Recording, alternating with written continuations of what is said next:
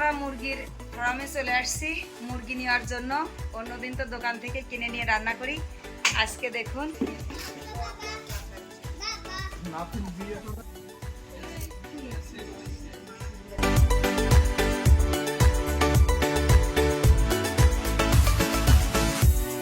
তো আজকে চিকেন রেজালায় রান্না করি।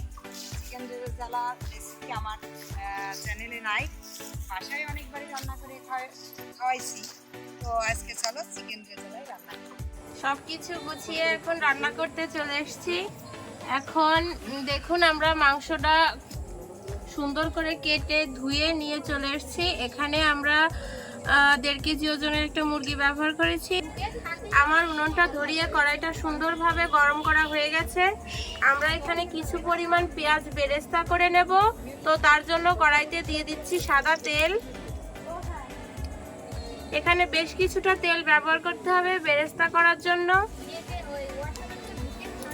সুন্দরভাবে গরম হয়ে গেছে, এখন দিয়ে দেব কুচানো কাঁচা পেঁয়াজ।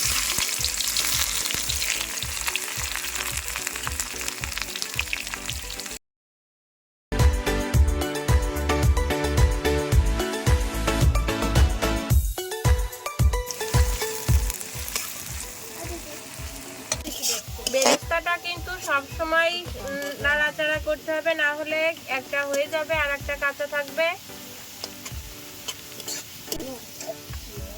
দেখুন আমার বেরেস্তাটা সুন্দরভাবে হয়ে গেছে, এখন আমি নামিয়ে নেব।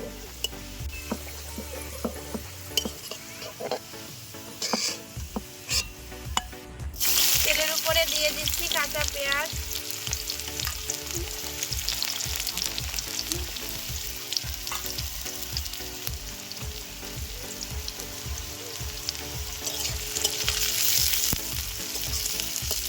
পেঁয়াজটা সুন্দরভাবে হালকা বাদামি করে ভেজে আমি বাকি মশলাগুলো দিয়ে দেবো। কিছু আস্ত গোটা গরম মশলা, এর ভিতরে আছে এলাচ আর দারচিনি। পেঁয়াজটা দেখুন কত সুন্দর হালকা বাদামি হয়ে গেছে ভাজা। এখন আমি এর ভিতরে দিয়ে দেব আদা বাটা আর রসুন বাটা। সুন্দরভাবে আদা আর রসুনটা ভালো করে একটু ভেজে নেব। আদা রসুন বাটা ভালো করে ভাজা হয়ে গেছে, এখন আমি এর ভিতরে দিয়ে দেব জিরে বাটা। জিরেটা আমি বাটা ইউজ করেছি, কাঁচা জিরে বাটা। আর এখানে আছে ধনের গুঁড়ো, একটু লঙ্কার গুঁড়ো দিয়ে এটা আমি সুন্দরভাবে মিশিয়ে তারপরে বাকি মশলা দেব। শুকনো মশলাগুলো হালকা করে একটু ভেজে নিয়েছি, এখন দিয়ে দিচ্ছি বাদাম বাটা, কাজু বাদাম, পেস্তা বাদাম আর চীনা বাদাম সুন্দর করে বেটে নিয়েছি। দিয়ে দিচ্ছি ফেটিয়ে রাখা টক দই।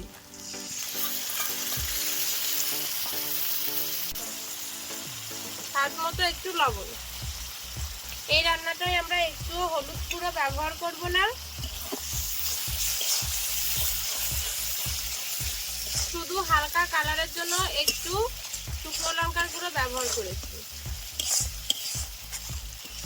স্টাইলে চিকেন রেজালা রান্না করছি, তো তার জন্য এর ভিতরে দিয়ে দিচ্ছি একটু সামান্য টেস্টি সল্ট। আপনারা এটা না দিলেও কোনো সমস্যা নেই। দেখুন মশলাটা কত সুন্দর একটা কালার এসেছে। এভাবে হালকা আমি একটু জল দিয়েছি, এটা ভিডিও দেখানোর সময় মনে ছিল না, তো আপনারা সুন্দর করে একটু জল দিয়ে মশলাটা কষে নেবেন। উপর দিয়ে কত সুন্দর তেল ছেড়ে গেছে, এখন আমি এর ভিতরে মাংসটা দিয়ে দেবো।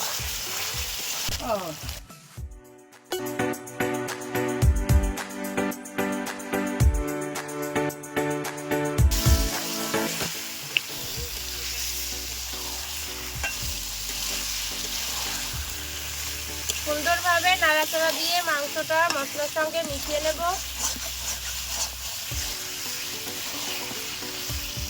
মাংসটা আমি সুন্দরভাবে কষে নেব। এখন তার ভিতরে এই কষানো অবস্থায় কিছু আস্ত কাঁচা লঙ্কা আমি এখানে দিয়ে দিচ্ছি, 4-5টা কাঁচা লঙ্কা। আর কিছু বেরেস্তা দিয়ে দিচ্ছি।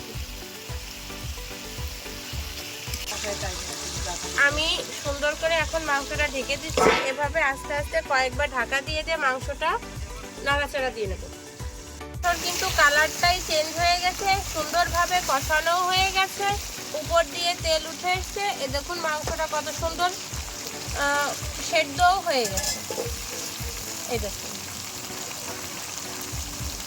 আমরা বেশি ঝোল দেব না, হালকা একটু ঝোল দিয়ে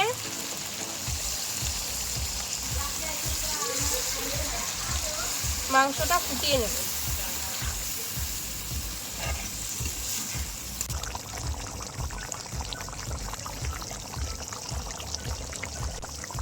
দেখুন ঝোলটা কত সুন্দর টকবক করে ফুটছে। এখন আমি ঝাল আর লবণের ব্যালেন্সটা ঠিক রাখার জন্য একটুখানি মিষ্টি দিচ্ছি। রেজালা অনেক সময় অনেকে মিষ্টি পছন্দ করে, তো আমাদের বাড়িতে তেমন কেউ মিষ্টি পছন্দ করে না, তাই আমরা একটু ঝাল ঝাল করে মাংসের রেজালাটা করলাম। চাইলে ঝালটা কমিয়ে মিষ্টিটা একটু বেশি দিয়ে রান্নাটা করতে পারেন।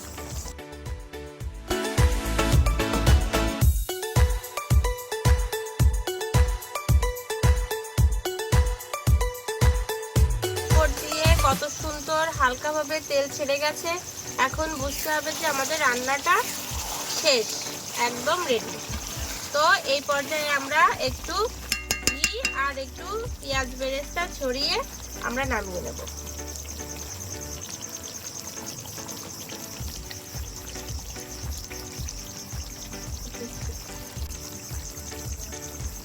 কিছু পেঁয়াজ বেরেস্তা দিয়ে এখন আমরা নামিয়ে নিচ্ছি।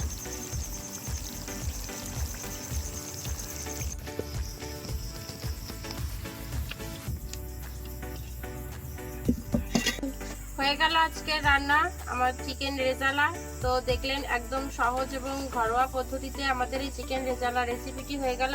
তো অবশ্যই আপনারা বাড়িতে এটা ট্রাই করবেন, আর এটা আপনারা যে কোনো গরম ভাত অথবা পোলাওয়ের সঙ্গে পরিবেশন করতে পারেন। খুবই মজাদার একটা রেসিপি।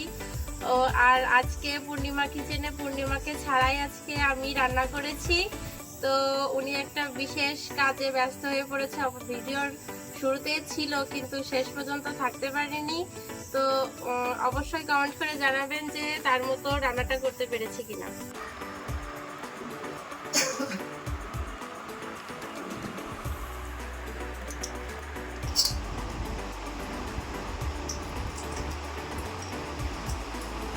আমাদের রান্না করতে করতে তো আপনারা দেখেছেন রাত হয়ে গেছে, যার জন্য আজকে আমরা ঘরে বসে রিভিউটা দেওয়া লাগলো। দেখি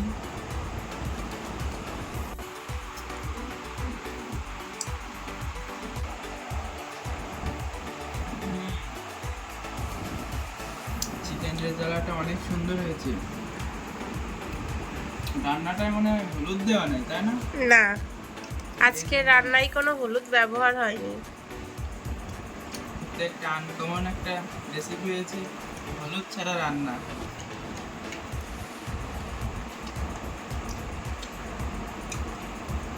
আর চিকেন রেজালাটা বললাম অনেক সুন্দর হয়েছে।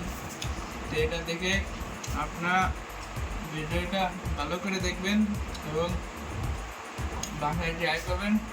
ভালো লাগলে লাইক কমেন্ট সাবস্ক্রাইব করতে একদম ভুলবেন না।